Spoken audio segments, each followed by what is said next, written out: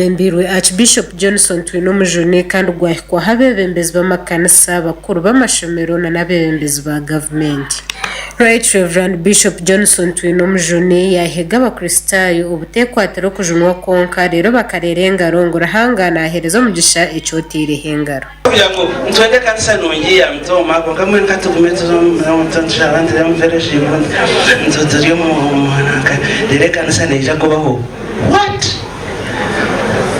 God blesses our efforts. Yabura umuto, yabura umukuru, yabura iki nangweno hati ekanseyi. Hati eroho nko opportunity yo kugira ngo nyone wetkoroha. Hati kore wamahore yemeraha yati munkwatse sitemwa amadereso mukaraso. Otakagira munashabiriza nabana ko mugisha ko koreroha ngo riko mu iguru agire cyagusimbira hati ngiki kabagambe akana kantuka bazore babantu n'abariyaha icyo cyoke cyatusomerwa uri umuntu wera yagire cyagira hata ekanisa